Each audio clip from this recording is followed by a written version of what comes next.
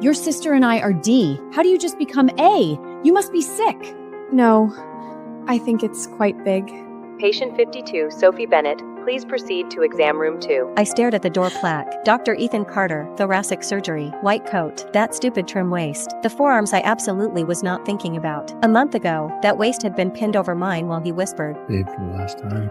What are you standing there for? Mom smacked me between the shoulder blades. Dr. Carter is Harvard-trained, Sophie. Do you have any idea how impossible his appointments are to book? His mother is in my Pilates class. We had to beg. Next patient, here to get back together? Here for a checkup. Where does it hurt? Dr. Carter, I'm Sophie's mother. I need you to take a look at her. Her chest is so small. Don't you think there might be something wrong? Like a developmental issue? Mrs. Bennett, breast size is influenced by genetics, nutrition, and... Exactly. You think it could be because of the wrong milk powder we gave her when she was little? If I have committed crimes, please let the legal system punish me. Not my own mother. Not by dragging me to my ex-boyfriend so he can confirm I have small boobs. The patient's family suspects that the milk powder caused the poor breast development. A physical exam will be necessary. Family members, please wait outside. I clutched my appointment slip. Can I switch doctors? Reception is to the right. He didn't even look up. Rebook and rejoin the queue. The line is too long. Mom said, slamming me down onto the exam table. What's the matter with a male doctor? You young people are so old-fashioned. To a doctor, gender doesn't even exist.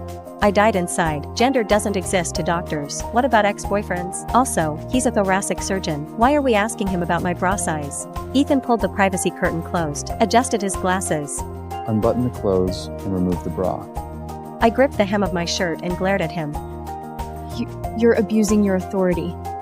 Ms. Bennett, first you booked an appointment with me. Second, I am a physician. Treatment is my job. His eyes flicked down. Third, there isn't an inch of you I haven't already seen. I gritted my teeth, sucked in a breath, yanked my shirt up. His fingers were cold. I flinched. Relax. Who's tense? Your heart rate is elevated.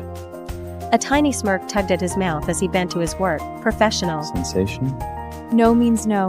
Dr. Carter's technique is just terrible. We broke up. Do I really need to fake it? My technique is terrible? Sophie, place your hand on your heart when you say that. Your hand's already on my heart, jackass. What about now? Me. Any pain? No, Tenderness? No. Any itching, normally? but not there. Ethan, are you done? You and I both know I don't have anything wrong with me. Nothing wrong from what I can see. It is pretty small. That's because my ex didn't put in the work! His arm slid around my waist. I tipped, caught against his chest. Is that an invitation to try harder this time? Or is this you running the same play twice? For the record, we'd only been together because I wore him down. He gave in because I never stopped trying. I'd come to that hospital with my best friend who needed a checkup. One look at Ethan Carter and I was gone. White coat, wire-rimmed glasses, broad shoulders. The whole untouchable, emotionally unavailable doctor fantasy in 6-switch want of flesh and blood. And I'm a sucker for hands. His were long-fingered, ridiculously elegant. Every time he typed up a chart, my pulse spiked like I was being defibrillated. I clung to the doorframe and swallowed my own saliva. I get it now. This is the bridge effect. My best friend, after watching me drool over a man for a full hour, developed an erythrea from the secondhand stress. I forced her to be admitted for a month so I'd have an excuse to keep showing up. I became an unofficial member of the thoracic surgery department. Brought him bubble tea in the mornings. He scolded me for the sugar. Brought him lunch. He scolded me for the carbs. Stalked the lobby at night. He scolded me for the sleep schedule. After 30 days of me throwing fake low blood sugar swoons into his arms, Ethan finally cornered me in a stairwell. Sophie, what are you doing? You. Look, Dr. Carter, whenever I see you, my heart rate spikes. What kind of treatment plan do you recommend? But here's the thing about Ethan Carter.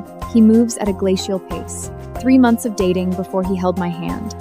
6 months before our first real kiss. Every time I tried to take it further, he gave me the same look, half hungry, half saintly, and said, It's too fast. I waged a 6-month campaign to seduce him.